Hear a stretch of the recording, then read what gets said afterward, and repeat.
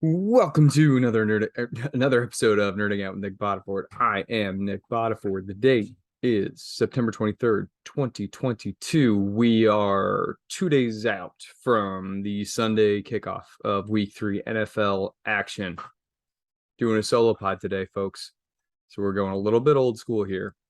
Rather than doing just a pure matchups episode, I'm just going to be talking about what's going on with each team and maybe give some thoughts on some of these players, some of the coaches, and just what to expect moving forward. But there will be actionable Week 3 information delivered as we go through. So first game that we'll talk about, first two teams. New Orleans Saints at Carolina Panthers. First thing that we have to talk about with New Orleans is the back injury for quarterback Jameis Winston. He's evidently dealing with 4 fractures in his back. As someone who's had 2 back fractures, I can tell you it's extremely painful, and I never tried to throw a football 35 times a game. I do think that he's going to be able to play through this. I think they're managing the pain, probably giving him shots before kickoff. And so ultimately, I don't think that this is something that we need to worry about, but it is an issue that could, he could suffer a setback or re-aggravation. So it's something to just monitor. I think you can go ahead and start him as a quarterback 2 this week. Obviously, he was not limited pain-wise, chucking a record-setting air yards tally to rookie wide receiver Chris Olave. And I was just talking about this on the PFF podcast with Ian Harditz. I kind of wanted to write up Jarvis Landry as a player to target this week from a wide receiver cornerback matchup standpoint, just given the opposing slot corner situation. But number 1 cornerback or perimeter cornerback on the Carolina Panthers, Dante Jackson, he's dealing with a hamstring injury. So I think that Olave can just kind of, dust him in a wind sprint. So Jarvis Landry still does have a great matchup here, but I think Olave can also get home as well. I have, as I said, I've got Winston as a quarterback 2. He's my quarterback 16. Looking at the wide receivers, got Michael Thomas as the wide receiver 15, and I think that there's a case that you could rank him inside the top 12. It's just there are a lot of good options this week, so he was just kind of the odd man out. But he's shown that he is back enough to his old self that you just keep him in the lineup and don't overthink it. Olave I have currently as the wide receiver 27. The way these roles are developing on the Saints is that Thomas is not playing. I don't think he's playing. I actually need to go check his slot usage from last week, but I don't think he's quite playing as much in the slot as he was with Drew Brees. He's more so operating. He's the X receiver, and he is operating kind of in the short to intermediate area of the field. They are sending him downfield from time to time, but Olave is really stretching the field in the Z receiver role. It's important to recognize, though, that Olave can do it all. This is not a Deshaun Jackson type of player. He can win everywhere. And so he's a high-end wide receiver 3 this week. As for Landry, I've got him as a floor play wide receiver 4, and I think that's fine. He could get into the end zone, but he's not necessarily likely to rip off a long gain. As for the tight ends, so I was pretty high on Taysom Hill, just because of his weird usage where he's taking snaps under center. He's lining up as a running back. He had like 4 carries for 81 yards and a touchdown in week 1. Evidently, he's dealing with a rib injury right now, though. And Juwan Johnson is running a good number of routes. I think he's pretty close to that 80% route threshold that we look for with elite tight ends. Last year, I think there were 6 or 7 of those guys. I actually wrote that up at 4 for 4 this week, talking about, I think it was Tyler Conklin. Can't give anything away with the paywall, but everybody go check that out. Juwan Johnson, anyway, he's getting the usage, he's getting the field deployment. And at tight end, that's just kind of what we have to hang our hats on. There are the obvious elite guys, and then there are guys who are taking the field as though they are elite. And Juwan Johnson checks that box. In terms of the running back position, it's abysmal behind Alvin Kamara. They got Tony Jones going in the passing game last week, which maybe we should have seen coming. He and Dwayne Washington played well, or at least were utilized in the passing game in the preseason. And that usage was something that I tracked for the 33rd team. What my biggest takeaway from that was the preseason usage was just that they were going to continue to throw the ball to running backs, which was a little bit up in the air with head coach Sean Payton leaving and Dennis Allen, the former defensive coordinator of the Saints, taking over as the head coach. So I just kind of felt good about Kamara's potential role, where, he's probably not going to catch 81 passes again, but like 50, maybe a little more, was reasonable. Anyway, Kamara, he's dealing with I think it's the rib injury. If he's playing, then you just start him and you don't overthink it. Right now, I've got him sitting as the running back 15. Carolina's defensive front has good players, but it's not that great as a whole. So, won't surprise me if he ends up finishing top 12 this week. But playing with the injury, more passing game weapons, blah blah blah. He's high in running back 2 for me.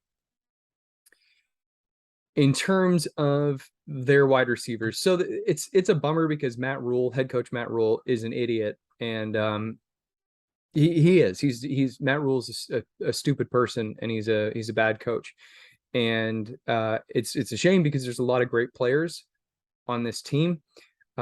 He was spouting some stuff about how now he's a pass first coach and he understands that that's how you win the game, but he's funneling looks to Shi Smith and Robbie Anderson instead of dialing up DJ Moore. So that kind of tells you all you need to know. Head coach or owner David Tepper, he's a meddlesome guy, and he does not care about he wanted the team to go get Deshaun Watson, and so he just wants the team to win, and he thinks he can do it by just telling people what to do and ordering people around, and it's proving to be a losing formula. And I think if they had brought in Watson, things would be the culture would be worse and the situation would be worse as just overall. Unfortunately for DJ Moore, you can't trust the guy because you can't trust his usage. So I have him as a borderline wide receiver 2/3. If he has a big game, I'd probably try to move on. But hey, maybe if you don't move on, the saving grace might come in the form of Matt Rule getting fired midway through the season, and they bring in somebody smart. But we'll see. As for Robbie and Shi Smith, I'm not going to start either one of those guys. I will, while we are here though, just check on the injury report, because I believe Paulson Adebo is going to be back, which for the Saints, which is interesting because it'll give us the first look at what that secondary is actually going to look like without Chauncey Gardner-Johnson. Yeah, wow, it looks like. Okay, there's Paulson Adebo. All right, so he was limited in all 3 practices this week, and he's questionable. With Adebo, so Paulson Adebo has not played at all. So they've had Marshawn Lattimore on the perimeter, they've had Bradley Roby on the perimeter, and then they've had a couple weak guys trying to man the slot. What I think is going to happen here is that Bradley Roby's going to kick inside, and then Paulson Adebo is going to run on the exterior, and we'll find out. And it's a decent pass or quarterback core. But I'm not looking at any of the Carolina guys outside of DJ Moore as don't start Robbie and Shi Smith. In terms of tight end, you just don't have to worry about it on this team. Christian McCaffrey, he looks good, and the usage is there. That Dan Orlovsky pointed out that they have him. They're showing whether they're going to run or pass or run an RPO because of how they're having him line up. And again, that's because Matt Rule's not a smart person. But I've still got Christian McCaffrey as a top 5 fantasy running back because the touch volume, the type of touches, i.e., being used in the passing game like he is, and his ability, he deserves to be there. Moving on to the next one, Houston Texans at Chicago Bears. I think that head coach Lovie Smith is kind of figuring some things out right now. It's difficult to trust him with the way that he kicked things off, because he said that this was going to be offensive coordinator Pep Hamilton's offense, and then he clearly messed around with it, and he deployed Rex Burkhead early. He righted the error of his ways, and he didn't give Burkhead any carries in week 2. So I think he's figured that out, but they have to figure out ways to get better contributions from all players. And I do still like the Pep Hamilton scheme, but Davis Mills, he's more of a dynasty guy than anything else right now. In terms of the wide receivers, Brandon Cooks, I think that he's going to toast Kyler Gordon of the Chicago Bears, and that's when you can go look up at PFF as well. It's a real great situation for Cooks this week, and I think Nico Collins is a sneaky DFS play, but I'm not firing him up in redraft. The tight ends there are all banged up, and OJ Howard's the only guy left standing, and he's not really one that I'm interested in. But again, go ask Skyler if he thinks that OJ Howard would be a good play in DFS. As far as the running backs go, I've got Damien Pierce as a mid-tier running back too. He's the RB19, and I've got Burkhead as the running back 43. And I actually haven't input Zamir White of the Raiders in yet, so maybe Burkhead takes a step forward, a step back, but we'll see about that. Anyway, the point is Burkhead, he's a running back 4. They're not really going to be in a pass heavy game script with this one, with how bad the Chicago Bears are. So speaking of the Bears, Justin Fields, it's just kind of a disaster of a situation. I think he's averaging like 14 passes a game. One of the listeners, Andrew Shuba, he tipped me up the fact that the Chicago's hiring staff, they stuck with a man named Matt and a man named Ryan because the 90-some-year-old owner wasn't going to be able to learn new names.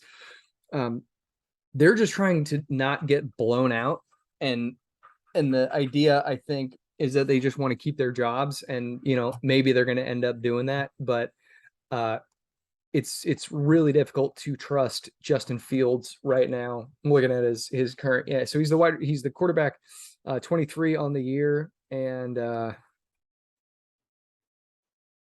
I've got him as the quarterback 18. I mean, here's the thing: Houston's defensive front is really bad, and Chicago's is too. By the way, I think I probably undersold the Damien Pierce's outlook here. I think he's a locked in running back too. The Chicago Bears lost like 6 defenders in their front 7, and the people that they replaced them with, like in the offseason, and the people they replaced them with are just terrible. So I think Pierce can kind of rock the house here, but Fields, mid-tier quarterback 2. Don't start any of his wide receivers. Don't start Cole Kmet, and then start David Montgomery. Montgomery is basically just a volume-based RB2. He's not targeting Mooney at an exceptionally high rate, and the offensive line is such a disaster that Cole Kmet is being asked to block poorly. It's ugly. Kansas City Chiefs at Indianapolis Colts. So Mahomes made us all pay for not treating him as a top 2 probably quarterback. So now I'm still going to learn my lesson, and I've got him as the quarterback 3 this week. It might be worthwhile to move him up, but I have Josh Allen and Jalen Hurts as 1 and 2, and so I'm not feeling like I really need to. Shaquille Leonard, the interior linebacker of the Indianapolis Colts, is out this week, and he can kind of do everything. So maybe Mahomes is under a little bit less pressure, but we'll see. I think Mahomes as the quarterback 3 this week is just fine. The receiving core has a lot of opportunity here, and I personally, I'm going to re-examine this. I was speaking with someone who I hold in high regard, and he was kind of warning me a little bit about continuing to believe in Sky Moore's opportunities. But for now, I have Sky Moore as a must hold. Now there is a history of the Kansas City team running a kind of a wide receiver rotation, but Sky Moore is a promising prospect. And Juju Smith-Schuster is somewhere between looking like he's going to get a lot of volume and looking maybe okay, and then looking a little old. we don't quite know yet. I think there's still questions to be answered there. Marcus Valdez-Scantling is a terrible receiver, and anyone who has listened to this podcast for the last few years knows that that's my opinion of him. He can kind of get open, but he can't catch, and he can only sort of get open. So the guy that I'm looking for to stash, and this is probably like 14 team leagues or, dynasty. Guy that I'm interested in is Justin Watson. You guys might remember him as being a member of the Tampa Bay Buccaneers. It's just been a really crowded pass catching core there, and Watson was never able to find his footing, but he caught a 50-yard ball in preseason working with the first team. And then last weekend, I think he caught 2 of 2 for 50-some yards and a touchdown. I think that Watson could start to work into Marcus Valdez-Scantling's workload. We'll see how committed the team is to MVS's money. That could be a stumbling block there. But yeah, Watson's an interesting name. Hardman, he's been kind of injured, but we also just know that he's not any good.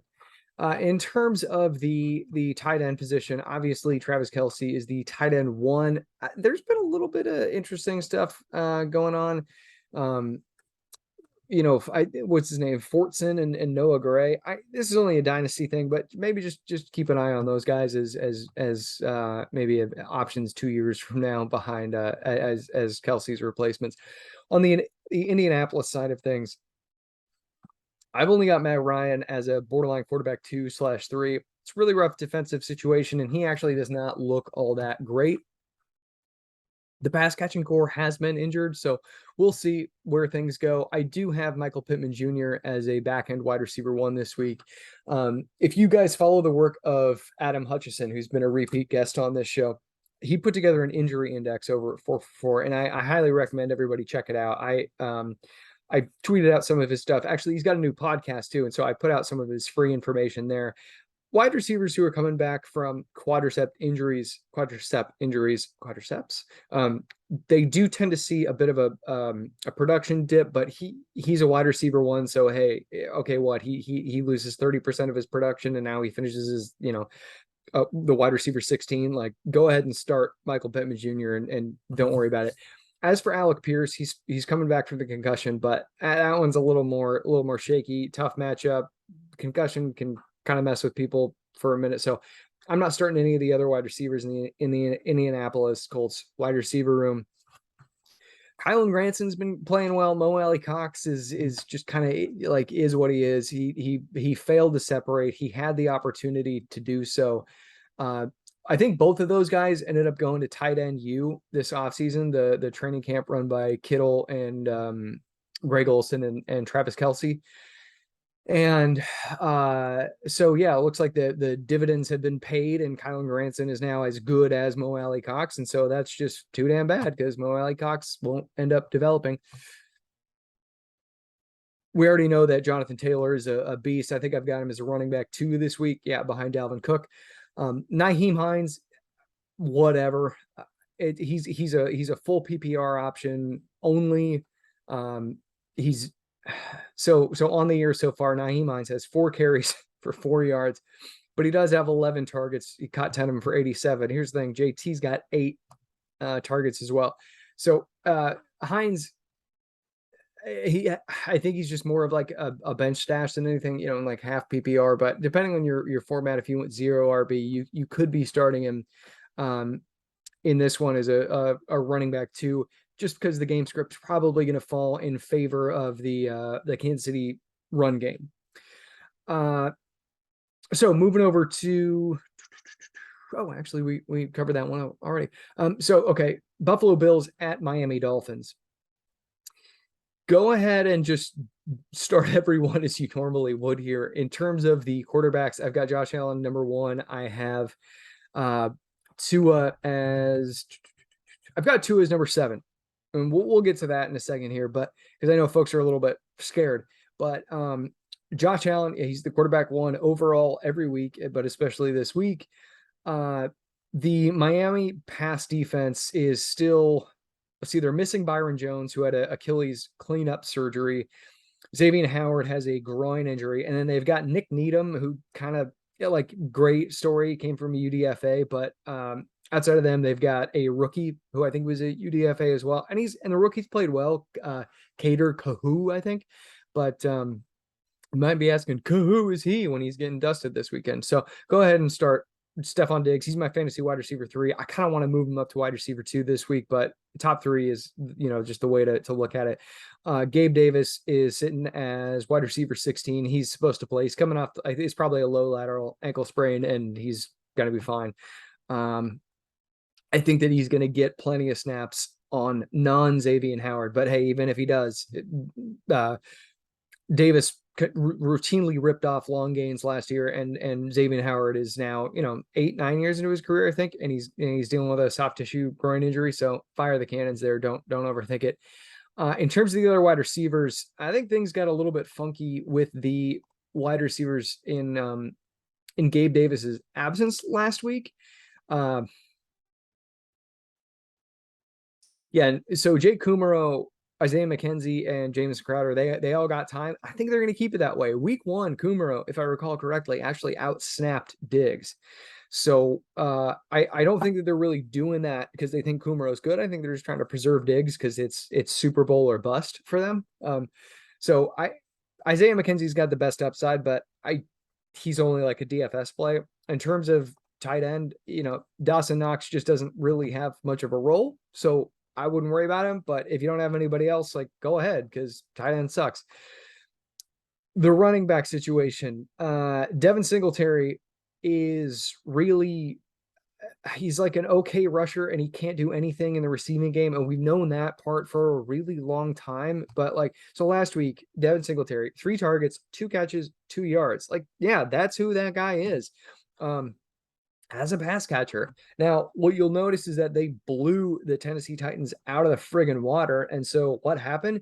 Well, James Cook took, I believe, all of the fourth quarter carries last week. And he did. I think go search my Twitter feed because I believe I tallied up his statistics. But off the top of my head, as I recall, he took all of the backfield carries in the fourth quarter of the game. And, mind you, Tennessee had pulled Tannehill, but they wanted to see what James Cook had, and that's great. And he played very well. He 11 carries for 53 yards, 0 touchdowns. He had 1 pass, but one cool thing was at the end of the first half, Cook was on the field during the 2-minute drill. So that is an improvement.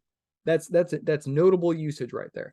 They know that Devin Singletary can't catch passes. Zach Moss can't. He, earned 1 target last week, didn't catch it, and he took 3. Anyway, they're Moss and Singletary, very replaceable guys. They will keep Singletary in there until James Cook really proves that he deserves more rushing work too. But I do think that James Cook is on the rise right now, and I would be looking to acquire him. Okay, on the Miami side of things. So here's the deal with the Buffalo defense. They are, I think, leading the league in quarterback pressure rating, and they're doing it with 4. They're barely blitzing. I think they've blitzed like 3 times total.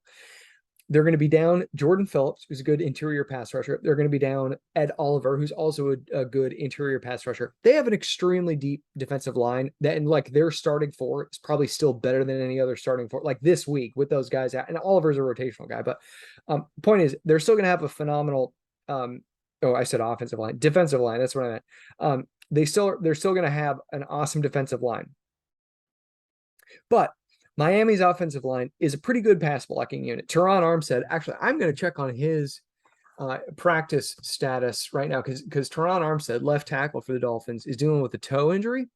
I think he'll play through it. Okay, so he was 3 straight DNPs. But they still put him as questionable. I think he's going to play. Teron Armstead is probably still a top 3 left tackle in the NFL. So I think he's going to play. He's injured. He's one of the handful of NFL players who doesn't have to practice to play. So I think he's going to play. I think they're going to be able to give Tua time. But this is the thing with the Mike McDaniel's scheme. The whole thing is built around getting their 2 top targets, which is something that we need to talk more about. But getting his 2 top targets, Jalen Waddle and Tyreek Hill, in space, and then letting them run after the catch. We saw what happened last week. Their average depths of target are still in the intermediate area of the field. So one guy went for it was like 100.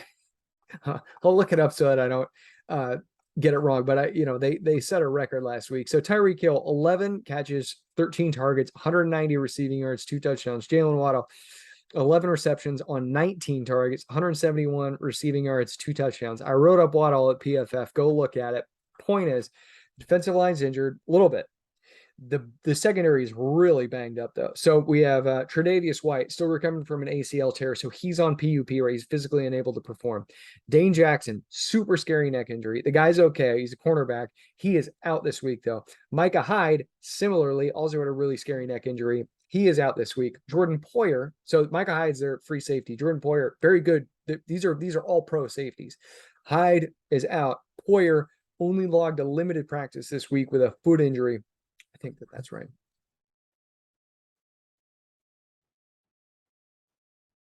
He went limited, DNP, and then limited. So that's strange. They're either switching up when they're resting guys or he had a little setback. Anyway, we don't know if Poyer's going to play, but he's clearly managing a foot injury. Oh, and Hyde, I guess, is strong. Anyway, these are both great cover safeties that can hit. So they're down 2 cornerbacks. They're down potentially both safeties. I think this Miami passing game is going to be totally fine. In terms of the wide receivers behind them, River Cracraft, Cedric Wilson, Eric Ezekonma. I think you could roster those guys as bench stashes if you want, because if one of these guys gets hurt, like, hey, that's big time. Tight end Mike Gesicki, he got lucky last week. Okay, there's the kazoo. He went 4 for 4 for 41 and a touchdown. Well, what did he do the week before? 1 target, 1 reception, 1 yard. He doesn't fit the scheme, but I think he's going to get a high volume of snaps this week. They've got injuries at the other tight end positions, and the safeties are hurt. So, hey, if you need to start Mike Gesicki, go ahead and do it. Talking to you, Rudy. Detroit Lions at Minnesota Vikings. This is a fire the cannons situation. Jared Goff, he continues to distribute the ball really well. Last week, 256 yards, 4 passing touchdowns, 0 interceptions. He had 215, 2-1 the week before. Minnesota Vikings, they have good pass rushers, but their secondary is just atrocious. Amon-Ra St. Brown, I was very high on him in the preseason, and I hope you guys listened. I've got him in the top 5 among all wide receivers this week. And I have Jalen Waddle. So I've got Amon-Ra St. Brown as the wide receiver 4, Jalen Waddle at wide receiver 5, Tyreek Hill at wide receiver 6. Oh, and the running backs. My God, sorry, you guys. Raheem Mostert and Chase Edmonds are splitting time right down the damn middle. So add Raheem Mostert. I sing a song, a sad song about Chase Edmonds. If Mostert misses, then Edmonds' value increases significantly. But right now, I'm not starting either of them. I think they're both RB4s in this one because the Bills are like number 1 in run defense in the NFL. Yeah, they're both RB4s, and I have Mostert 1 spot ahead of Edmonds. Okay, anyway, back to Jared Goff. I think that he is. I think you can start him as a back end quarterback 1. He's going to be able to distribute the ball. Amon-Ra St. Brown is he's a fantasy wide receiver 1. Believe it, and then get over it if you didn't believe it. Get on the bandwagon because that's on you. 6 games last year, we had like a 30% target share. Or whatever. It was preposterous. Targets per route run. The dude's just a monster. He is Cooper Kupp 2.0. As far as the other wide receivers go, DJ Chark, Josh Reynolds, Khalif Raymond. I think that they're more DFS plays and they're good ones, but I'm probably not going to try to pick one of these guys in redraft. Running backs. Tight end. TJ Hawkinson, start him. I know he's got the hip thing, start him. DeAndre Swift, he's a fantasy running back 1. I probably got too ticky-tacky with trying to split his workload and this offseason, but I've got him as running back 6 this week, and I've got Jamal Williams, I think, is a running back 3. They're just good plays. Moving on. Baltimore Ravens at New England Patriots. So Lamar Jackson, don't worry about the elbow thing. He's going to be totally fine, and he is a top 5 fantasy football quarterback. The wide receivers, Rashad Bateman, you just start him every week. I don't think it really even matters like how you think of him, because you probably at his ADP, you probably drafted him as your wide receiver 3. He's been what has he been? He's scored in both weeks. Now he hasn't been too terribly efficient with the receptions there. He's the wide receiver 14. He's got a team with 2 for 5 and then 4 of 7. I think you just plug him in as a wide. Just consider him a wide receiver 2. But he's an every week start. He's the unquestioned number 1 here. You're going to start him against Buffalo in week 4, Cincinnati week 5, and then excitedly against the Giants in week 6. He's getting the job done. Lamar Jackson's a real deal. Devin Duvernay is going to play concussion. He's going to play though. I think he's a dynasty wide receiver 4, and I think redraft probably wide receiver 5 or so. In terms of the tight ends, you can stash Isaiah Likely if you want. Mark Andrews, top 2. Likely, they're still giving him looks, and they're putting him in the slot. I think that I wrote these guys up at the 33rd team and after week 1. So go check that out. But Likely is good. They're going to continue to give him the ball. But, he is 4th in the pecking order right now. He's questionable with a groin. Yeah, I mean, I think he's like a tight end premium only in terms of starting this week. New England.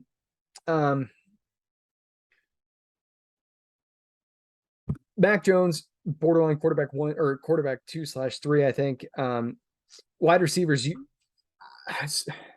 So here's the problem. Everybody's going to think that you can go ahead and start guys against the Baltimore Ravens secondary. The Baltimore Ravens secondary, because of what Miami did last week, they were injured. The New England passing game is really bad because it's being run by a bunch of donkeys in Joe Judge and Matt Patricia.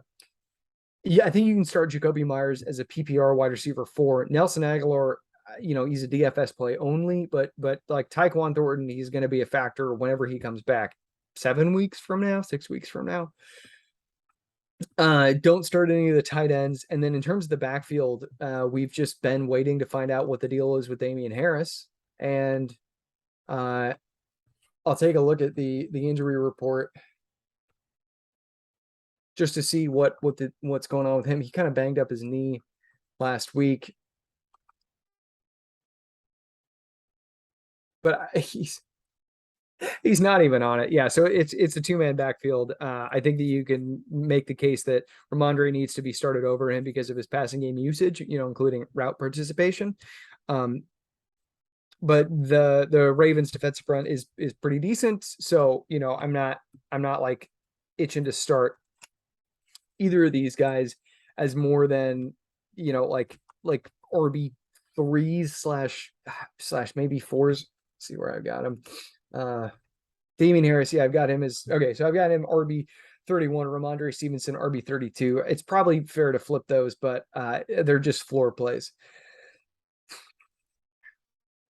Cincinnati Bengals at New York Jets. So Joe Burrow, he's back on quarterback 1, and he's just going to kind of stay as that. Don't worry about Sauce Gardner, the rookie cornerback on the Jets. He's developing well, but he's still very much developing. Jamar Chase, T. Higgins. I've got Chase, I think, inside the top 8 at the position. And I think that over the course of the year, that'll probably hold. I've got him as wide receiver 9 this week, and I've got T. Higgins as the wide receiver 14. They're part of this tier, though, that like you could really just sort of mush around. That's everybody basically behind. They're man, this is.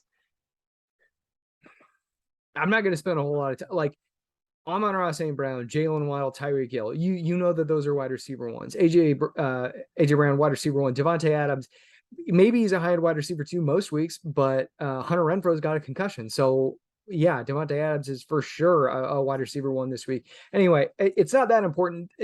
Think of these guys as sort of better Rashad Batemans in that you will start them every single week in a wide receiver spot. Don't really worry. Like, consider both of them wide receiver 1s, even though I've got T. Higgins there in the wide receiver 2 spot. The usage is there. The talent is there. Don't overthink it. Tyler Boyd probably going to get a little more usage with Hayden Hurst out. Joe Mixon is just, Head coach Zach Taylor, super dumb guy, and he takes Joe Mixon off the field, and this was the problem with drafting Joe Mixon. He just doesn't get the passing game work that he deserves. Now he ran he ran a lot of routes in week one. The data is from a different site, so I can't share here, but he ran a ton of routes. The game went into overtime. Yes, he did get some targets. He got 9 targets in week one. That's fantastic. We're all super happy for him. Oh, and then it went down to 4 in week 2, and he only took his 19 carries for 57 yards. Mixon is a talented player. He's just in a rough situation, and the offensive line is so. Oh, now, of course, I say all that and then realize, yeah, they're playing the New York Jets, so he's a running back 1, and that's great for this week. Long term, though, if you could sell him if you could trade him away as a running back 1 because of what he does this week against the Jets, I would do that. Samaje Perine and Chris Evans, go ahead and stash him. New York Jets side of things, Joe Flacco's dealing. Don't overthink it. The Cincinnati defense is okay. They've got good edge rushers. They've got okay cornerbacks. But I think that Joe Flacco can be started ahead of guys like Tom Brady and Aaron Rodgers this week. He's my quarterback 14. If you want to argue about it, come at me on Twitter.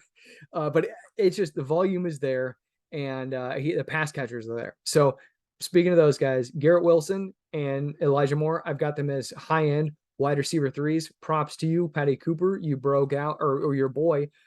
He had our own Patty Cooper had Garrett Wilson ranked as the wide receiver 18 in Dynasty, and I think he nailed that. Elijah Moore is a buy low candidate. Corey Davis, he's doing some cardio and just taking a little bit of the fantasy ceiling away from those two guys. In terms of the tight end, Tyler Conklin, he's more talented than Uzoma is, and Uzoma is coming off, I think, a hamstring. I don't expect Uzoma to do a whole lot this week, and I think Tyler Conklin could be a streaming option if you need him. In terms of the running backs, I was talking to Nathan Yonke at PFF, and he was a super kind guy. He was kind enough to give me his time, and this is one of the backfields that I talked to him about just in a conversation. Here's what we see with the Jets backfield. Breece Hall is playing extremely efficiently, but Michael Carter is a good back, and there's something strange going on with the coaching staff wanting to put Ty Johnson in there on passing downs in week 2. Now, Ty Johnson was not active in week 1. I'm optimistic that Breece Hall can take more and more work. But coaching staffs, when they trust guys, they trust guys. So what would I be doing? I would be trying to buy low on Breece Hall, but understand you're gambling, you're putting talent like maybe over usage or coach's preference, and that is sometimes a bit of a losing gamble to make. But this week I've got Carter as the running back 25 and Breece Hall as the running back 26. Ty Johnson's not getting enough usage to be of consequence for us, for our purposes right now.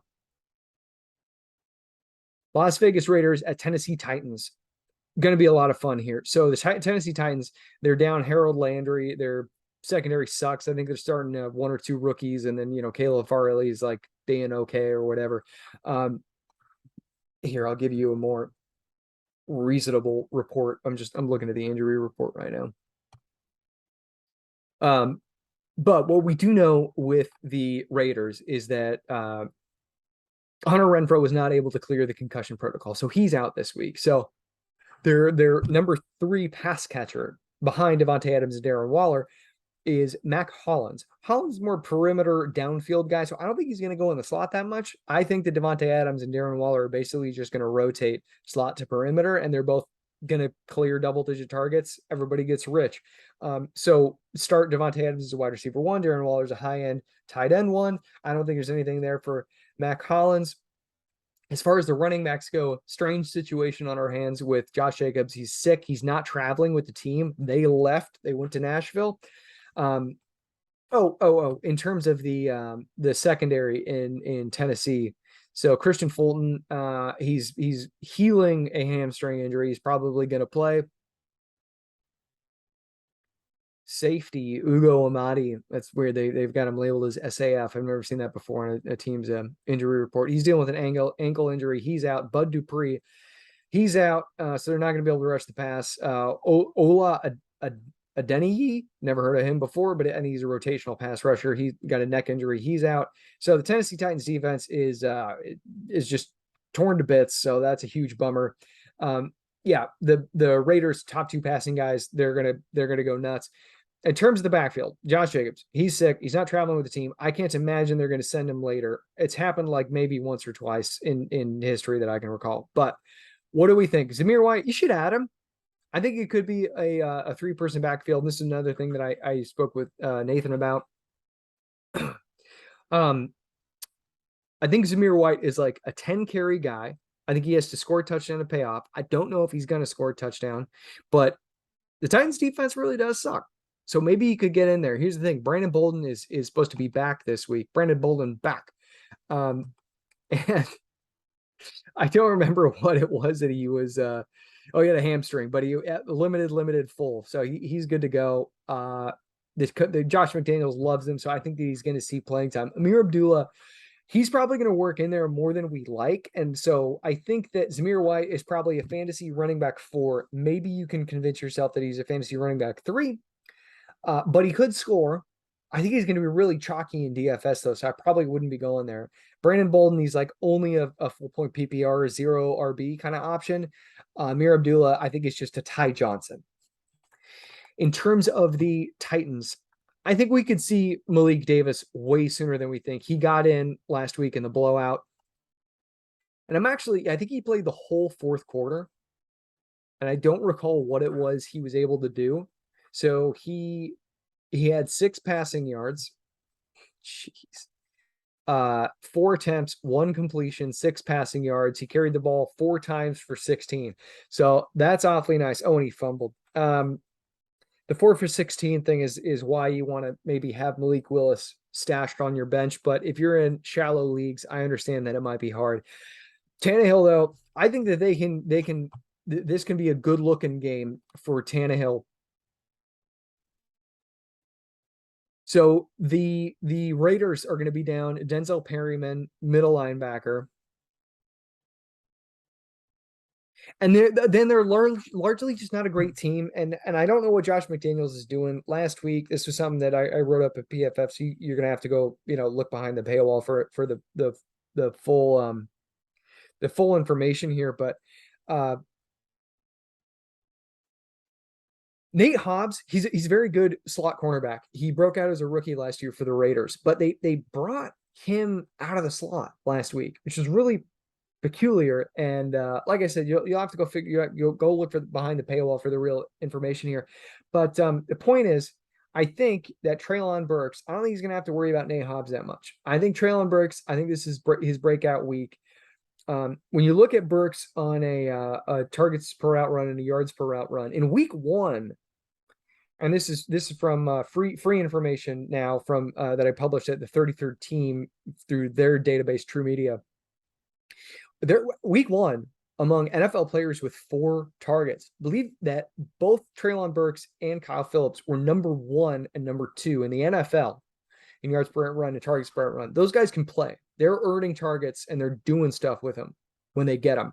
Now, I understand that we like raw targets, but when guys are working their way up, they're earning more routes. What we like to see, and there's more free data here that, it's, or free article content. So I don't feel bad sharing this on the microphone here, that I published on the 33rd team about the Green Bay Packers. You go look at, I think it was the week 1 Green Bay Packers wide receiver usage. What you can see is that Sammy Watkins was out there for a lot of routes, but I think he only earned like a 10% or maybe 11% targets per route run rate. Romeo Doubs, conversely, was out there for like half the amount of time and he earned the same amount of targets. I think they were both at 4. What that tells you is that one of those guys is running routes more efficiently. He's getting open. And so targets per route run, it's an efficiency stat, but it can be really helpful to identify guys who show the quarterback that when they're able to get on the field, they're better at getting open than their counterparts who might be the technical starter. So in this situation, we're looking at Trailon Burks, Kyle Phillips. Kyle Phillips is out with a shoulder injury. He played hurt last week, so his data is a little skewed, but Trailon Burks is earning routes at a way higher rate than Robert Woods is. I think that the Raiders coaching staff, though, is going to focus maybe a little bit more on Robert Woods because he's the established veteran. He's been playing for 9 years. I think Trailon Burks rocks the friggin' house in this one. Woods could maybe get going a little bit here too, but I think they'll pay more attention to him. I think the defense will pay more attention to him. And I know that I was not on board with, I think Jordan and Clark were in on Robert Woods and maybe Pete, I don't know. But they were all in on Woods. So I know I'm going against the nerdball grain here, but I'm not. And I never have been on Woods really this year. So go get yourself Trailon Burks. If you got a trade system that allows you to have your trades approved immediately, if you're listening to this right now, go fire off a trade for somebody. Go fire off a trade for Trailon Burks. I was able to get him today. It's not a too high of a stakes league, but there's a decent pot. And sorry about that. I know you guys don't care about my fantasy teams, and that's not what I'm trying to tell you about. I'm trying to tell you about the value that I'm willing to give up. So I sent away Adam Thielen, Travis Etienne, and Chase Edmonds for Trailon Burks, Javonte Williams, sorry, Pete, and James Cook. So that'll give you an idea of the value that I'm placing on them. Anywho, Trailon Burks, I think this is coming out party, and I'm very excited to watch this one. I wish Kyle Phillips was playing, but hey, maybe that gives Woods a lane to make a little noise. If you do have Woods rostered and he gets loose in this one, friggin' trade him, sell high. In terms of the tight ends or other pass catchers here, really, Austin Hooper, you went 1 of 5 for 19 last week. It's a no for me. Nick Westbrook-Akine, nothing, and don't worry about Josh Gordon. He's that book is written. In terms of the running backs in Tennessee, what we like about Henry is his projectable volume. He's still a decent rusher, but Dontrelle Hilliard is back. So in week 1, Hilliard, this is another guy I think I wrote up for 33rd. Hilliard really did a good job of earning targets in this one. So in week 1, Hilliard got 2 carries for 8 yards, but he earned 4 targets, caught 3 of them for 61 yards and 2 touchdowns. He's 27 years old, so he's nearing the age cliff for pass catching backs. But maybe that's like 28 or 29. He looked explosive. He's earning targets, and I think that they need more than Derrick Henry on the field. They need more than just what Derrick Henry's given him. So Henry through 2 games, 21 carries, 82 yards in week 1, didn't catch his target. In week 2, Henry, he got 13 carries for 25 yards and a touchdown, no targets. Hassan Haskins, 9 carries, 37 yards, 1 target, which he caught for 0 yards. I'm staying true to Julius Chestnut in the super deep leagues. Because I think that he is the guy. I think he's the guy in this backfield. If things break right, things might not break right, and I might be holding that dude, and he might not play a single game this year. But Julius Chestnut, he's still the guy with the highest ceiling. Henry, though, he's gonna get the volume. I think he probably needs to be ranked as a running back 1 this week, and maybe that's something that I go back and examine. Oh no, I do have him. I've got him as back end running back 1. It's just this is a matchup where I think everybody can just have a good time. Dontrelle Hilliard, I don't actually think that I have included him in the rankings yet because I was waiting to see what the hamstring situation was. Since he's active, I think that I'm going to slide him in around Jamal Williams, Melvin Gordon, Raheem Mostert, Chase Edmonds, Tony Pollard. So that's right at the start of the RB4 tier. I think that's probably where I'll get him. Maybe higher, but coming off hamstring, I think probably high end RB4. Philadelphia Eagles at Washington Commanders. So Jalen Hurts, he is an elite quarterback 1, and I think that he is proving Howie Roseman that he doesn't need the team doesn't need to trade up for a quarterback in next year's draft. So that's cool. They can use their 2 first-round picks on pass catchers and O-line and defensive backs, and that'll be a really good time. As far as the wide receivers go, A.J. Brown locked in wide receiver 1 with just like earth-consuming upside. Hopefully you all were able to buy low on Devonte Smith last week after his 0 catch week 1 outing. He went 7 of 7 for 80 yards in week 2. That is, Quez Watkins did what Quez Watkins does. He got 2 of 2 targets for 69 yards and a touchdown. And he's a low volume guy. He's really efficient. I think Quez Watkins is a really fun best ball pick. He plays in the slot. You guys should keep him in mind next year, but he's not a high volume guy and he doesn't help us for redraft purposes. Zach Pascal, good for you earning that contract. Dallas Goedert, he's a tight end 1. Don't overthink that. In terms of the backfield, this is Miles Sanders' show. He's really put some distance between he and Kenneth Gainwell and Boston Scott. I'm super happy for the guy. This team rocked the friggin' house in week 1. I think they combined for. This is another thing I've been looking at, just because the Detroit defense is a nice fun one to target here. Wait a second, I'm just realizing I passed over that one without mentioning the Vikings offense. I'll circle back to that. Sorry, guys. So anyway, the Philadelphia Eagles run game, they're cooking. I think that Miles Sanders is a locked in RB2 for this one, and I've got him as a running back 13. So I think he can finish inside the top 15 easily, and maybe even inside the top 12. The other guys are just high quality stash plays. But maybe you could fire one up in a DFS tournament. Okay, so going back to the Vikings passing game. Sorry about that, you guys. So Kirk Cousins, got him as my quarterback 9 this week. I think they're gonna pour it on. The Minnesota Vikings defense is bad. They've got some standout players, but it's really bad. Aiden Hutchinson, though, their best player, he's dealing with I think it's a soft tissue injury.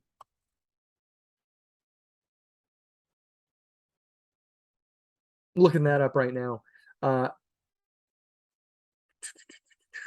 Yeah, thigh injury, DNP, LP. They might play him, but he's kind of their franchise guy, so I won't be surprised if they don't. But point is this: the Vikings are going to bounce back. They're going to have themselves a real great game. Justin Jefferson is my wide receiver 2 on the week. Adam Thielen, I think he's in that wide receiver 25 conversation.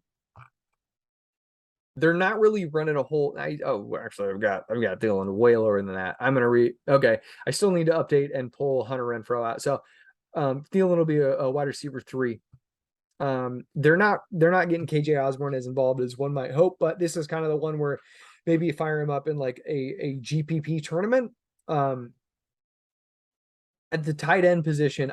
No. Oh yeah, that's right. Okay, so this was a process over results thing here with Irv Smith because he didn't do anything in week 1, and then because they were bringing him back from the thumb injury, and then week 2, 5 receptions, 8 targets, 36 yards, touchdown. Just start him if you got him. In terms of the running back situation, so Dalvin Cook, you go back and do your own homework here, but he's run for like 300 yards against the Lions in his last 2 games. It was in 2020 and 2019 because he was injured in 2021 when they played. He cooks this team, and their the front 7 is just very, very weak. If I recall correctly, actually I can look at this right now just to give you an idea. Now the Washington football team, they did stink it up against because they're so but against Detroit, but as a team, in week 1 against the Detroit Lions, Miles Sanders, 96 yards, touchdown. Jalen Hurts, 90 yards, touchdown. Kenneth Gainwell, 20 yards, touchdown. Boston Scott, 10 yards, touchdown. They ran for 4 rushing touchdowns at like 200-something yards. So Dalvin Cook, I think you can just go ham in this one. Make sure you keep Alexander Madison, stashed on your bench. Jacksonville Jaguars at Los Angeles Chargers. Okay, so the quarterback position here, Tua, he's looking great. I think you feel good about him, or excuse me, Tua, Trevor Lawrence. He's looking great. You feel good about having him on your roster. Perhaps in the bench, but this is an injury that I needed to check on here. The Chargers had J.C. Jackson on the injury report. I guess this is a very weird situation. He was born with an extra bone in his foot, and it's been screwing with his ankle. So he played last week, kind of played poorly. He is now listed as doubtful to play. I guess his extra bone is causing some problems. So that impacts the Jacksonville Jaguars. passing game. How? Well, I think that Trevor probably deserves to be moved up to the high-end quarterback 2 range. I've got him quarterback 17 right now. In terms of the wide receivers, Christian Kirk, he's a fantasy wide receiver 1. He's a back-end 1, but he's a fantasy wide receiver 1. Zay Jones, I didn't like Zay Jones because of J.C. Jackson, but J.C. Jackson is out, so I think you can slide Zay Jones up to like high-end wide receiver 5, maybe mid-tier wide receiver 4. Marvin, no thanks. Tight end, Evan Ingram, it's a bit of a hard situation. He could beat them if they play zone, and they do like to play a lot of zone, but Derwin might just like man up on him, and that would be a huge bummer. So it's kind of tough to trust Evan Ingram in this one. In terms of the running backs, this is something that I was talking to Nathan Yonke about, and here's the takeaways. The coaching staff shows that they like James Robinson. James Robinson is running really inefficiently. Last week, I think he had 60-some yards on 22 carries, 21 carries maybe. He broke one long touchdown run for 37 yards. So he was at like 28 yards on 20 carries. Maybe Doug Peterson goes away from him, but he's been relying on him. And sometimes coaching staffs just show us that they believe in a guy, and that may be the end of that. James Robinson might just be here to stay, even if he's playing nowhere near as efficiently as Travis Etienne. Travis Etienne, I'm still high on him. I still think he's a buy, but if you can go get Javonte for him, you should do that. Etienne, he's killing it in the passing game. He doesn't, I don't think he has work inside the green zone, or maybe he might have one. The green zone is inside the opponent's 10-yard line. He might have like one look in there. That needs to increase for him to have serious upside. So for this week, I've got the Jacksonville backs as Travis Etienne is the RB27. James Robinson is the RB28. The problem here is that the Chargers really invested in their defensive front this offseason to try to bolster their run defense. Like Sebastian Joseph Day is just killing it. So it's going to be kind of a tough one. James Robinson probably doesn't find the end zone this week. Travis Etienne, we'll see. I mean, again, I think it's a buy low opportunity, but we don't know how high, because what if the coaching staff just chooses to stick with the guy who's got a bad Achilles? They might. Los Angeles Rams at Arizona Cardinals. This one should just be a lot of fun. Both teams have good defensive players, but they also just have like questionable maybe defenses kind of as a whole. Matthew Stafford, I think, is safely I've got him as a high-end quarterback too, but you could easily make the case that he belongs. Like, you should swap him out with Joe Burrow at quarterback 10. Cooper Kupp, he's the wide receiver 1. Allen Robinson might be able to get in the end zone this week. The Cardinals just have had a lot of trouble drafting coverage players. Like Isaiah Simmons hasn't really developed. I know that they had him playing as a linebacker, blah, blah, blah. But he just kind of hasn't developed yet. Byron Murphy has not done a good job developing. So Stafford, I think he can get going. There's always the concern with the elbow, but this is a fun, I think, stacking opportunity. Allen Robinson, though, is difficult right now to trust on a weekly basis. I've got him as the bottom of the wide receiver 3 tier. I think that's appropriate. Ben Skowronek is still the third guy on the field, and he's really bad. Lance McCutcheon, probably just a dynasty stash. I don't know when we're going to see Van Jefferson, because he has a grade 2 ACL sprain. So that's like kind of what Odell was, I think, playing with last year before he finally fully tore it. It's really not good. Tyler Higbee is a fantasy tight end 1. In terms of the backfield, Cam Akers did get more work at the end of last week, but he's still coming off the ACL tear. It's kind of similar to James Robinson, and just that the coaching staff might force it. But Jarrell Henderson Jr., he's still the lead guy. I think you can start Jarrell Henderson as I've got him as the RB30. I have Cam Akers as the RB42. Problem though is that they re-signed Malcolm Brown. Dude could come in and be a factor, frustratingly, on passing downs. We really don't love that. Arizona Cardinals, last week is why I told you guys that Kyler Murray deserved to be drafted as a quarterback 2. You all saw the crazy stuff that he did. Cliff Kingsbury's an idiot. He's not doing anybody any favors at all.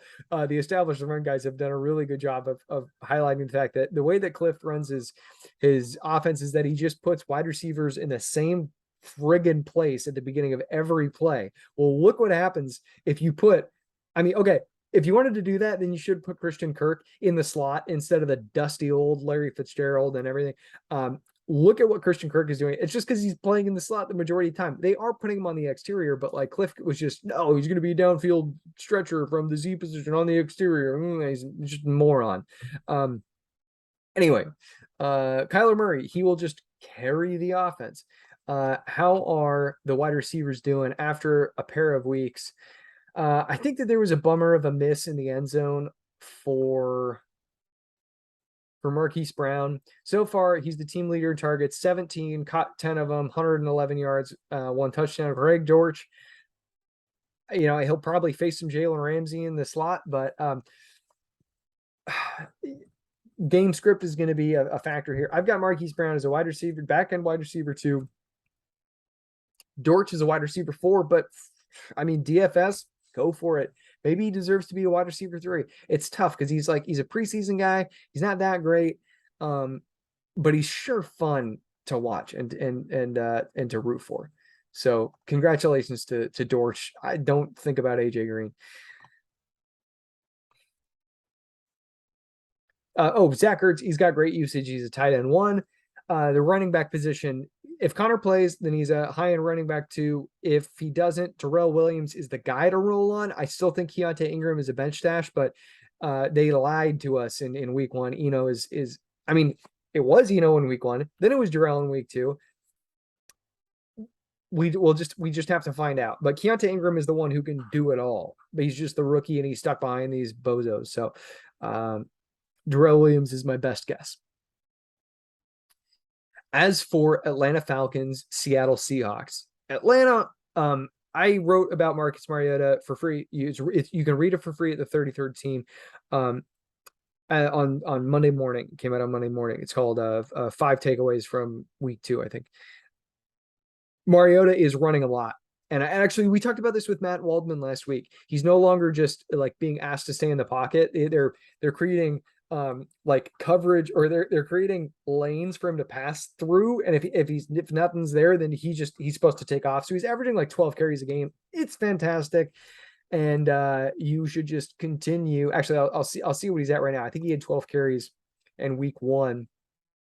He's at 18 right now, 88 yards and a touchdown. I think that he will just be a borderline quarterback 1 because of the rushing every week. And we'll see what happens. Is Ritter? No, Ritter's not injured. That was Matt Corral. Marcus Mariota, he's a streamer. If you lost Trey Lance, go ahead and plug Marcus Mariota in there. I have him as the quarterback 13 this week. Okay, Drake London, he's the real deal, and we should all be really excited if you drafted him, like me. He is earning targets over Kyle Pitts right now. 19 targets, 13 receptions, 160 yards, 1 touchdown. And actually did have this was a situation that I broke down in the week 1 recap piece. There's some cool stuff in here that you should go check out from 5 takeaways at 33rd, where I just kind of compared Drake London to the rest of the rookie class. And he turns out he's really friggin' good. He's got a 35% targets per out run rate and a 3.02 yards per out run. Those are outrageously high numbers. It will come back down because Kyle Pitts is going to earn targets, and Pitts is a guy that, hey, you go look at the paywall or go look behind the paywall at PFF for more information on this. But the Seattle Seahawks, they lost safety Jamal Adams, and so now they've got 2 god-awful linebackers that they're going to try to cover Kyle Pitts with.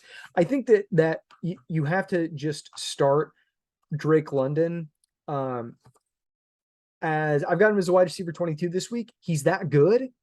I don't think you have to worry about the other wide receivers there. Kadel Hodge, Olamide, Zacchaeus, blah, blah, blah. They're whatever. But, maybe Kadel Hodge, they can sometimes get loose downfield, but they're DFS throws only. London is a talent-based borderline wide receiver 2/3. Kyle Pitts, I've got him as the tight end 5.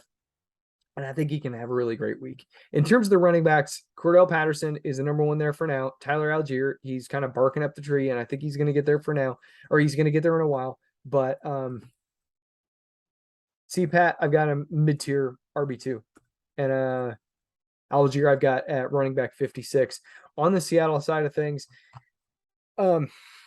it's super friggin' ugly. And what I see is Geno Smith managing the game based on the defensive matchups here, where they're putting Tyler Lockett more in the slot now. The Atlanta Falcons slot coverage is really, really, really, really, really bad. And they've got AJ Terrell and Casey Hayward on the perimeter, so they funnel targets in there. I think it's Tyler Lockett week. I don't think that it's a DK Metcalf week. And I need to actually reflect that after doing research this week. I need to flip those guys in the rankings. Don't worry about the other wide receivers.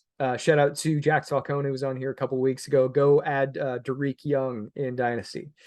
In terms of the tight end position, it's just an ugly, barren wasteland, and Will Dissly is a Pete Carroll favorite, and that's just the end of the story. No offense, really good, but it is what it is. I don't recommend starting either of these guys. And I don't recommend starting any of the running backs either. I tentatively would put Rashad Penny as the one, but like just rip cord. This is not, I told you not to draft this backfield. Like maybe late throws on dart throws on Kenneth Walker. But yeah, Travis Homer could like lead the team in touches. Green Bay Packers at Tampa Bay Buccaneers. I talked about this game a lot in my writing this week, and I just talked about it on the PFF podcast with Ian.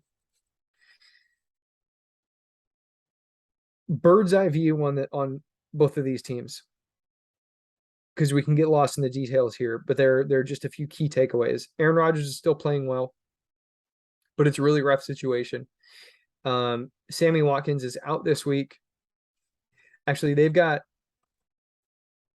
a number of injury issues. So starting up front, David Bakhtiari, maybe he plays, maybe he's not. I mean, his knee is destroyed for the rest of his life. Either way, even if he can play, he's really good, but he's been recovering from the same ACL tear for over 2 years now, and he's had like 2 cleanup surgeries. It's screwed. Randall Cobb is sick. He didn't practice at all. Al Lazard is LP, DNP, LP, ankle injury. Sammy Watkins, hamstring, hurt during the week. He's out. Christian Watson, LP, DNP, DNP, questionable. What does this leave us with? It leaves us with Alan Lazard and Romeo Doubs as the top 2 guys. I was on Doubs, and I still am, because he's earning targets at a good rate.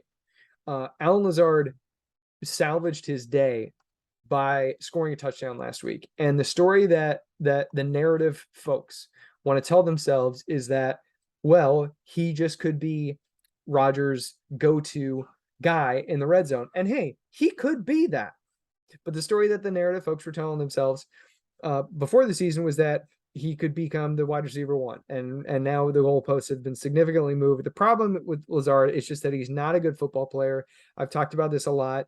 Dwayne McFarland, he already broke this down, how to spot a breakout wide receiver. Go read the piece. It's phenomenal, and he gives you all the data that you need. Lazard doesn't hit any of the threshold. I mean, he might have hit 1 of 12 or 1 of 16, excuse me. But that's it. Could he get there through touchdowns? He could get there. But then what you're banking on is kind of performances like this. What he had in week 2. 3 targets, 2 receptions, 13 yards, 1 touchdown.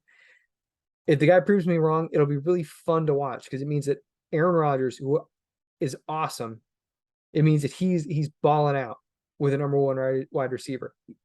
This week, should you bet on him? Well, here's the bird's eye view story. Packers are missing David Bakhtiari, probably, or he's playing hurt. Elgton Jenkins, right tackle, good, but also playing hurt. Interior of the Tampa Bay offensive line is severely depleted by injury. They're also missing Mike Evans, suspended, Chris Godwin, hamstring, probably from a hamstring graft to fix the ACL, and then they irresponsibly played him in week 1. Julio Jones is dealing with a knee injury. Russell Gage has had a hamstring injury. and Gage has a really difficult matchup because Rasul Douglas and Yair Alexander are two of the best cornerbacks in the league. What I think happens here is that these teams who have both been kind of run on a little bit successfully, I think that this is just a run or running back centric game.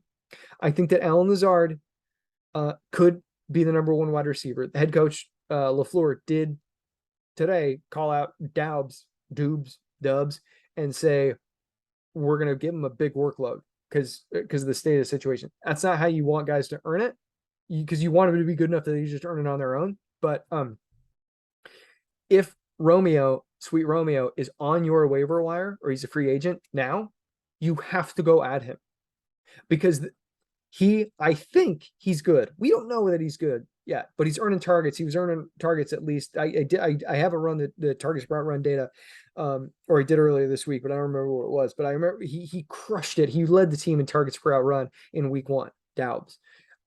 So he could be good. And if he's a free agent in your league, if he could be good, and if he is good, then he's going to do good things this week. It won't be a crazy volatile explosion probably, because I think it will be a running back centric game plan. But if Dubs is out there, you have to go at him. You should also, if Lazard is out there, you should go at him too, because hey, what if I'm wrong? And he can do the touchdown tight end thing. But the guys that I want to start in this game are Aaron Jones as a running back 1, AJ Dillon as a running back 2, and Leonard Fournette as a running back 1. That's it. Outside of that, you can go look at my rankings. Go look at my rankings for the rest of them. But like Lazard may be a wide receiver 4, maybe Gage is a wide receiver 4, but it's like brutal. I mean, his now I'm getting into data that's paywalled, so I can't get into that. But it's hard for Russell Gage to win in the way that he's being used, even with all these guys out. And Brady last week was like acknowledging that his marital status is getting to him like in game. So I battle of the backs this week. Moving forward, I mean, maybe like buy low on everybody because people will get healthier and Mike Evans will be back on the field. So there's that. But this week, battle of the backs. Sunday Night Football, 2 games left, y'all. Thank you for bearing with me here. And thank you for sorry, I can see I got the sun in my eyes for those of you guys watching on YouTube. That Seattle sun. San Francisco 49ers at Denver Broncos. This is a fun one. So Jimmy Garoppolo, I think that he is a high floor quarterback 2 play, and maybe you could stream him if you need to for in single QB leagues. The Broncos, this one's interesting because they've got some injuries that are highly noteworthy. Okay, so Randy Gregory is going to play. Darius Phillips, rotational cornerback, he is out. Patrick Surtain's shoulder is going to play. He's questionable, but he got full participation today. K'Wan Williams, he's going to play, wrist injury.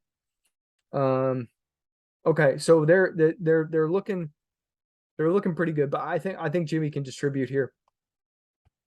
In terms of the wide receivers, Debo's he's doing his same old thing. He's a weekly wide receiver 1. He probably doesn't have the same upside as he would if he was just running routes, but like we can't shake a stick at a well schemed 6 to 7 targets with like maybe now 6 carries given the state of the San Francisco backfield. So he's fantasy wide receiver 1. I think that Brandon Ayuk is a fantasy wide receiver, borderline wide receiver 3/4.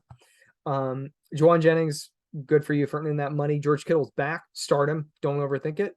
It's a groin injury. I know there are re-injury rates, but like it. So what? So what? He gives you a 3-pointer. Like your tight end 1 who people drafted it as like the overall tight end 7 could still have that as so screw it.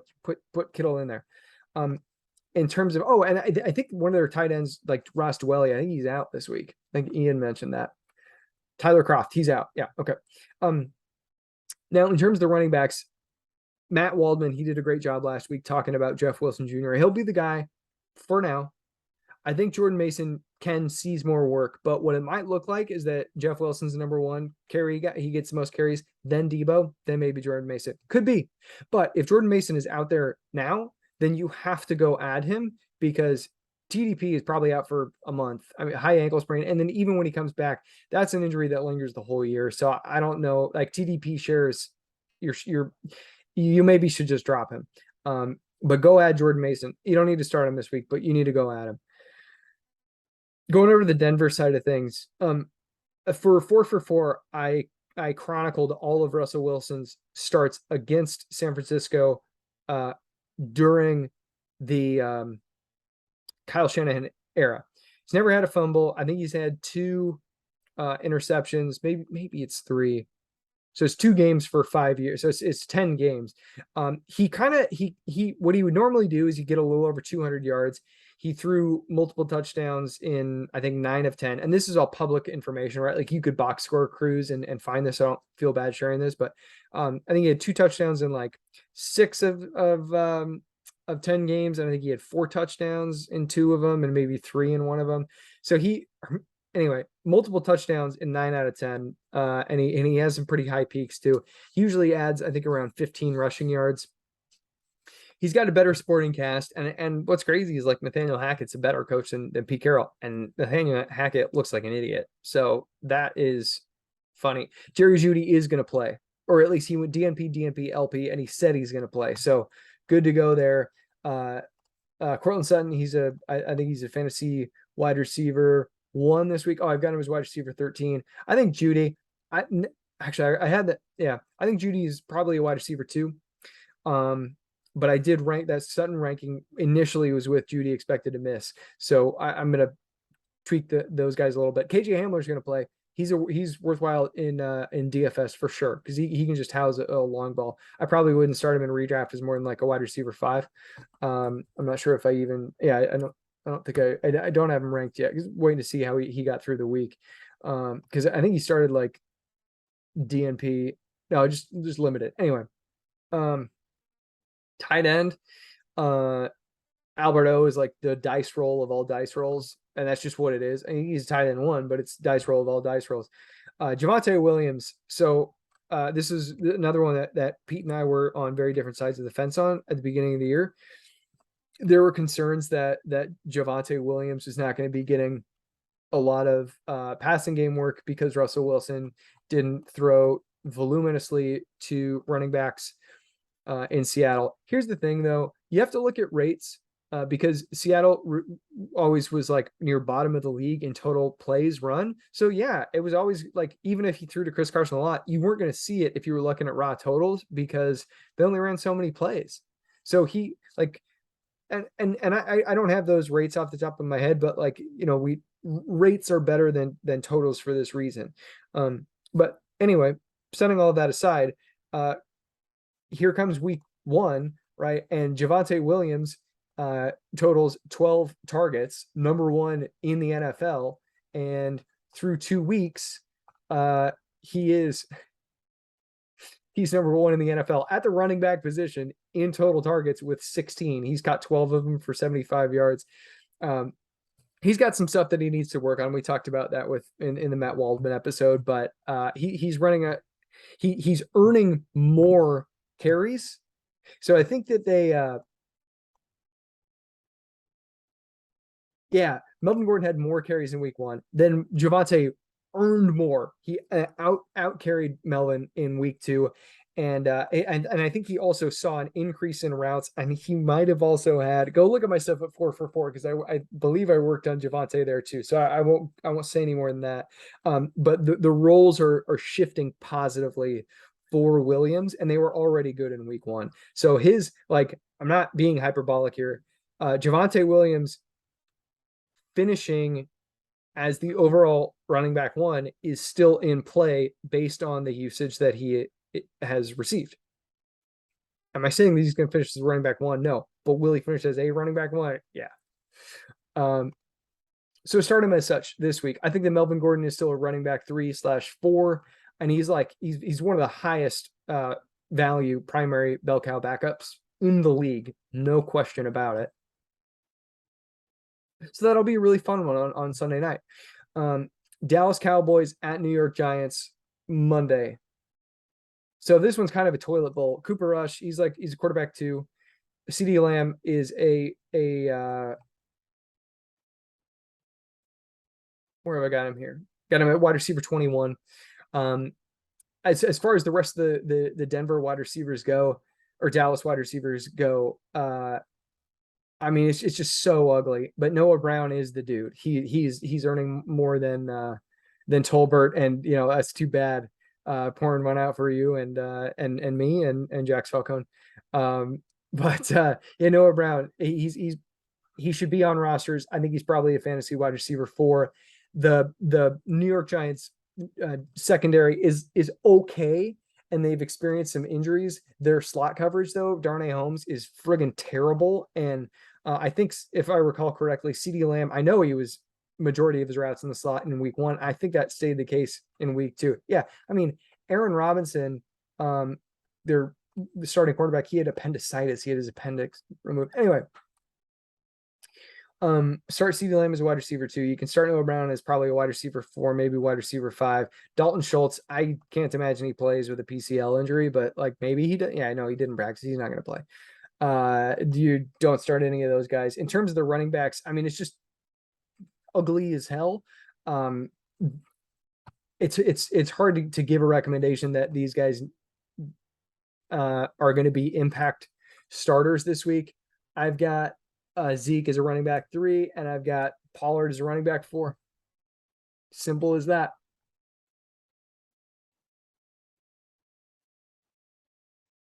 Yeah, that's a damn shame.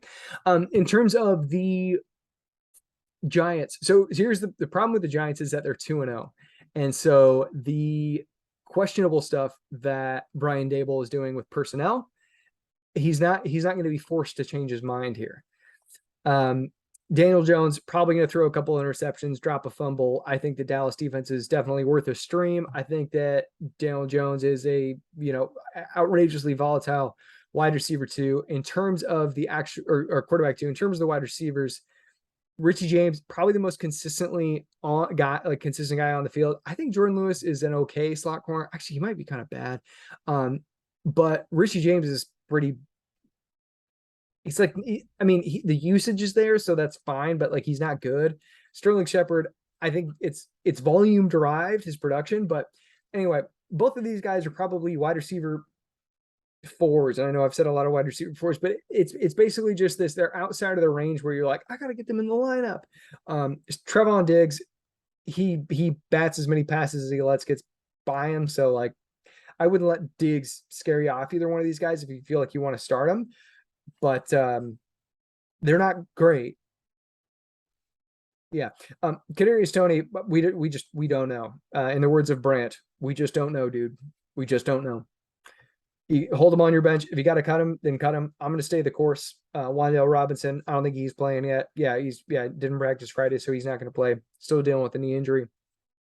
I think long term, I think Kadarius Toney's the guy you still want. Kenny Golladay cleaned out his locker last week after the game, so I think he's done. Either he's going to get the squeakiest of squeaky wheel treatments, or he's done. I guess you could buy low if you want to. I don't want to, but long term this year, I think you can roster Sterling Shepard and Richie James. I think Kadarius Toney's the guy.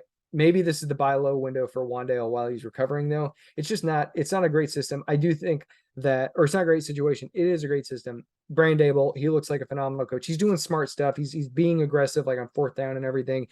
I think he's here to stay, and it's exciting. You can ignore the tight ends, but Dan Bellinger is the dynasty guy, and he at least caught a 16-yard touchdown on his only target last week. Running backs, it is just Saquon Barkley is my RB3 on the week, and Matt Breida is a mustache dude. Long term, not worried at all about Saquon Barkley. He's healthy, he's playing really well, and again, it's a great system now that they have Brian Daboll there. All right, gang, hit me up on Twitter at at Nic Bodiford NFL. Nick is spelled Nic, Bodiford, Bodiford. If you can't spell NFL, I am not the guy that can help you. So give me a follow.